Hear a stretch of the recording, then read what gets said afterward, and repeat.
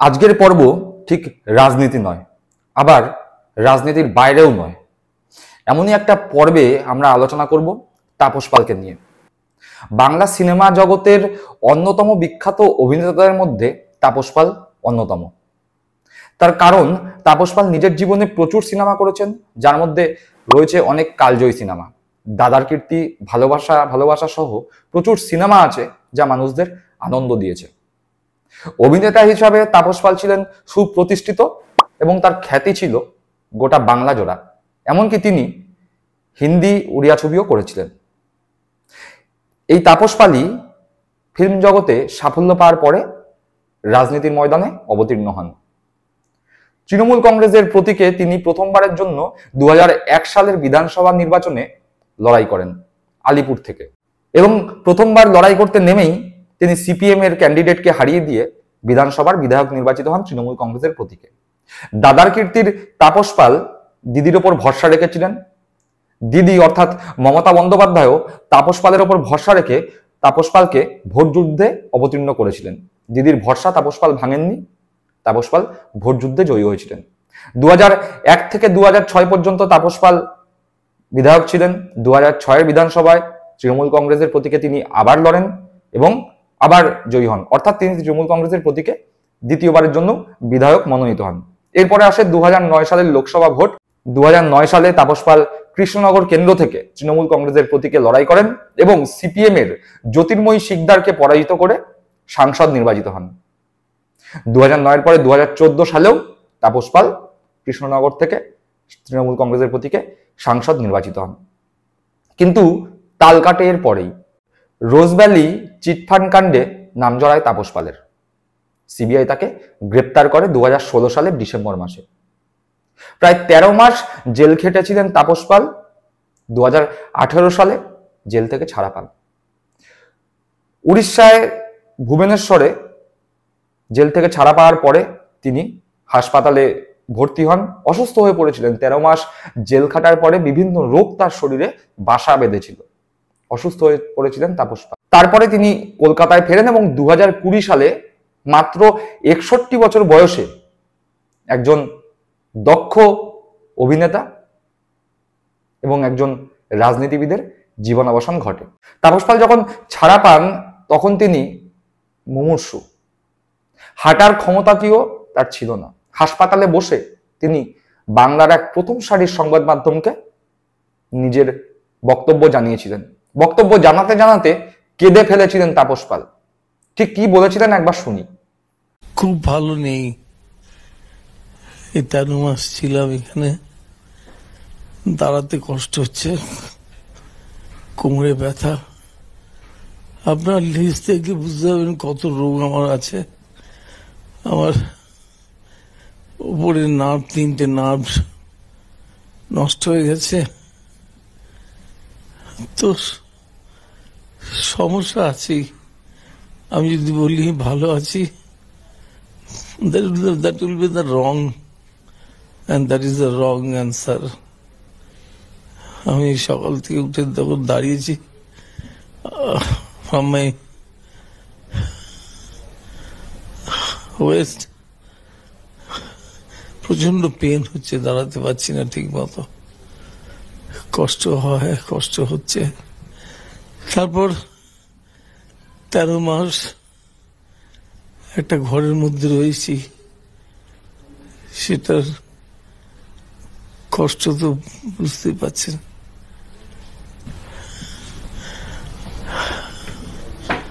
প্রথমে এটাই তো বলবো যে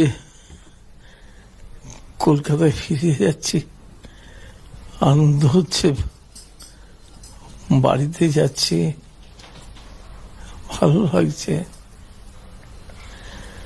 উড়িষ্যার প্রত্যেকটা মানুষ, সবাইকে আমার নমস্কার, আন্তরিক ধন্যবাদ। তারা ভালোবাসে। উড়িষ্যার ছবি করেছি তো তারা প্রত্যেকে ভালোবাসেন। আর একটা কথা জোর দিয়ে বলবো, জুডিশিয়ারিকে আমার স্যালুট। বিচার ব্যবস্থা ভালো, খুবই ছিল, আছে, থাকবে। বিচার ব্যবস্থাকে আমি নমস্কার, আমার শ্রদ্ধা, আমি সবকিছু জানাবো। আবার বলছি, জুডিশিয়ারি সিস্টেমকে আমি নমস্কার জানাই।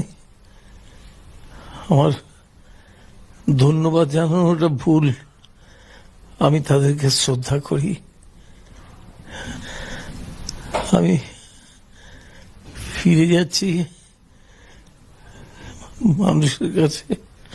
মানুষ এখানেও আছে, মানুষ ভারতবর্ষের সব জায়গায় আছে। আমি আমার কাছের মানুষদের কাছে ফিরে যাচ্ছি, আনন্দ হচ্ছে, খুব ভালো লাগছে। এই 13টা মাস আমি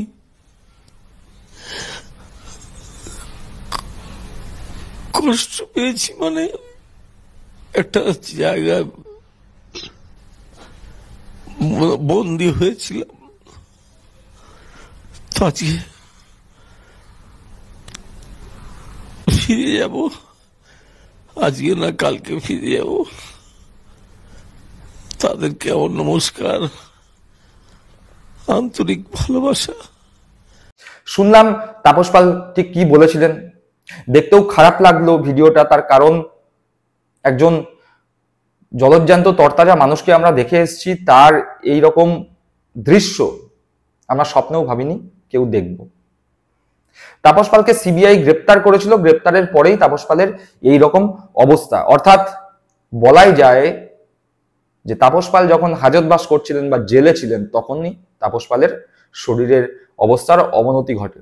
তাহলে যেই জেলে ছিলেন সেই জেলের কর্তৃপক্ষ কি তাপস পালের এই শারীরিক অবনতির দায় এড়িয়ে যেতে পারে? তাপস পাল মারা গিয়েছেন, কিন্তু প্রশ্ন এখনো রয়ে গিয়েছে, তার উপর কি মানসিক বা শারীরিক অত্যাচার হয়নি? সেই প্রশ্ন এখনো রয়ে গিয়েছে। তাপস পাল আর নেই, কিন্তু এই প্রশ্নগুলো কিন্তু এখনো ঘুরপাক খাচ্ছে। আরো একটি প্রশ্ন ঘুরপাক খাচ্ছে, সিবিআই তদন্তে সেই সময়ে রোজভ্যালি কাণ্ডে তাপস পালের মতোই সুদীপ ব্যানার্জিও গ্রেপ্তার হয়েছিলেন, সুদীপ ব্যানার্জিও জেল খেটেছিলেন। কিন্তু উল্লেখ করার মতো বিষয়, সুদীপ ব্যানার্জি বা তাপস পাল কেউ বিজেপির সঙ্গে সেটিং করেননি। যেই দল তারা করতেন সেই দলেই তারা ছিলেন। সুদীপ বন্দ্যোপাধ্যায় এখনো তৃণমূল কংগ্রেসে রয়েছেন, তাপস পাল নিজের জীবনের শেষ দিন পর্যন্ত তৃণমূল কংগ্রেসের সদস্য ছিলেন। জীবনে সেটিং করে বাঁচার জন্য বিজেপির পদলেহন করেননি।